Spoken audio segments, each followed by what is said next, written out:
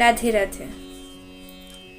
আজ ইংরেজি জানুয়ারি মাসের 25 তারিখ এবং মাঘ মাসের শুক্লপক্ষের সপ্তমী তিথি বা অদ্বৈত সপ্তমী। আজ হলো অদ্বৈত প্রভুর আবির্ভাব তিথি বা প্রকট তিথি। অদ্বৈত প্রভু কে ছিলেন চলুন আমরা একটু জানি। মহাপ্রভু যখন এই ধরাধামে অবতীর্ণ হননি তার পূর্বে অদ্বৈত প্রভু এসেছিলেন এবং তিনি মূলত সেই ব্যক্তি যিনি আমাদের সবার উদ্ধারের জন্য, এই কলিকালের পাপী দুর্ভাগা জীবদের উদ্ধারের জন্য মহাপ্রভুকে ডেকে এনেছিলেন। কিভাবে ডেকেছিলেন তিনি?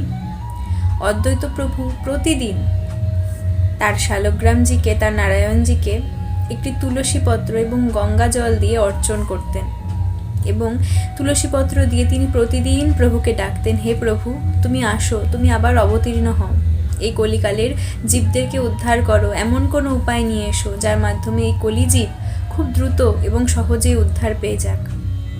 অদ্বৈত প্রভু প্রতিদিন গঙ্গা স্নান করতে যেতেন এবং সেখানে তুলসীপত্র ভাসিয়ে দিতেন, কেননা গঙ্গা দেবী তো ভগবানের চরণ থেকে উৎপন্ন হয়েছেন। তাই তিনি গঙ্গাজিকে নিবেদন করে সেই তুলসীপত্র ভাসিয়ে দিতেন এবং তিনি প্রার্থনা করতেন, প্রভু আমার এই তুলসীপত্র তুমি গ্রহণ করো এবং তুমি শীঘ্রই এসো। প্রতিদিন তার এই কর্ম ছিল। একদিন তিনি দেখলেন কি সেই তুলসীপত্র, সাধারণত কি হয় জলের মধ্যে বা নদীর মধ্যে আমরা যখন কোনো কিছু দিই তখন সেটা ধারার অভিমুখে যায়, মানে ধারার দিকে, মানে জলের স্রোত যেই দিকে সেই দিকে চলে।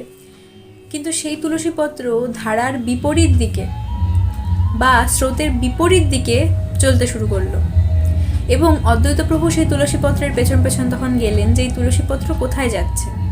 তিনি দেখলেন যে নদীর এক তীরে কিছু নারীরা স্নান করছেন গঙ্গাতে এবং তার মধ্যেই একজন নারীর চারপাশে সেই তুলসীপত্র প্রদক্ষিণ করছে এবং বারবার তার গর্ভকে স্পর্শ করছে। সেই স্ত্রী বারবার সেই তুলসীপত্রকে সরিয়ে দিচ্ছেন, তাও সেই তুলসীপত্র এসে তার গর্ভে স্পর্শ হচ্ছে, সে আবার সরিয়ে দিচ্ছেন। সেই স্ত্রী আসলে কে ছিলেন বলুন তো?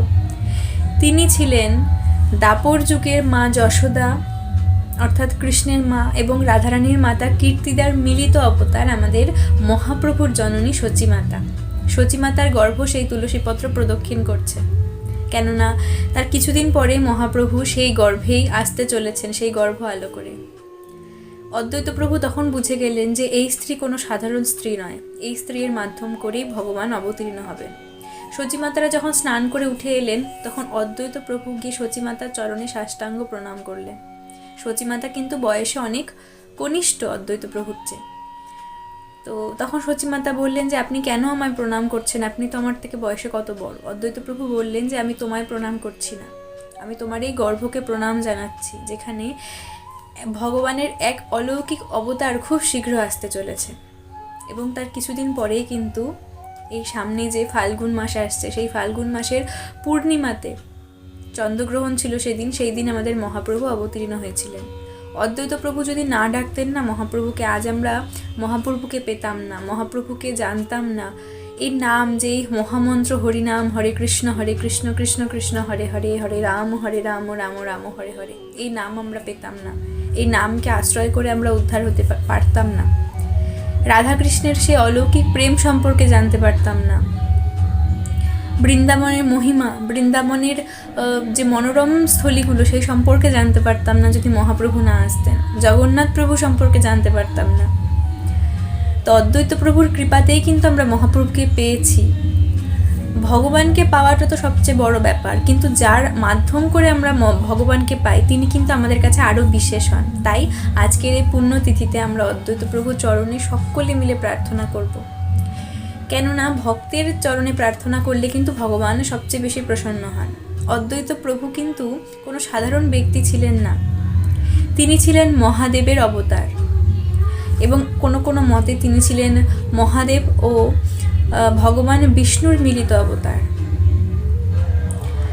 মহাদেব ভগবানের রাসে যাওয়ার জন্য তিনি অত্যন্ত উৎসাহিত ছিলেন, কিন্তু যেহেতু রাসে কোনো পুরুষের প্রবেশ নিষেধ, তাই মহাপ্রভুর কৃপায় তিনি অদ্বৈত প্রভু রূপে জন্মগ্রহণ করেছিলেন শান্তিপুরে এবং তারপর যখন মহাপ্রভু লীলা করতেন, অদ্বৈত প্রভু কিন্তু মহাপ্রভুর লীলায় সবসময় থাকতেন।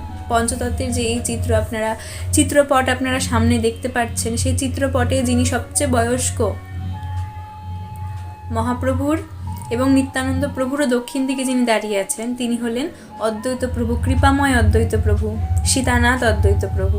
এই অদ্বৈত প্রভুর বাড়িতেই কিন্তু সন্ন্যাস গ্রহণের পরে মহাপ্রভু প্রথম সেবা নিয়েছিলেন। তো আজকের দিনটি খুবই বিশেষ। আজকের দিনে ভক্তরা ব্রত করেন, উপবাস করেন। তো আমার ভিডিওটা দিতে একটুখানি দেরি হয়ে গেল অদ্বৈত প্রভুর এই ভিডিওটা, তবে আমি ভাবলাম যে আজকে অদ্বৈত প্রভু, সেই কৃপাময় অদ্বৈত প্রভুকে নিয়ে একটু আলোচনা করাই যাক। কেননা আমরা তো কিছু পারবো না, এই আলোচনা তো কিছুই না। অদ্বৈত প্রভুর এত কৃপা, এত মহিমা, সেটার তো কিঞ্চিত মাত্র বাখান করা সম্ভব নয়। তো যাই হোক, আজকের দিনটা খুবই বিশেষ। অদ্বৈত প্রভুর আজ আবির্ভাব তিথি। শান্তিপুরে তো আজ প্রচুর বড় উৎসব অনুষ্ঠান হচ্ছে। অদ্বৈত প্রভু মহাপ্রভুর থেকে 50 বছরের বয়স্ক ছিলেন। মহাপ্রভুর চেয়ে 50 বছর আগে এসে তিনি মহাপ্রভুকে ডাকার জন্য, মহাপ্রভুকে আনানোর জন্য তিনি প্রেক্ষাপট তৈরি করতে এসেছিলেন বলা যেতে পারে। তো আজকের এই ছোট্ট ভিডিওটা আপনাদের কেমন লাগলো কমেন্ট করে অবশ্যই জানাবেন। জয় নিতাই, জয় গৌর, জয় জগন্নাথ।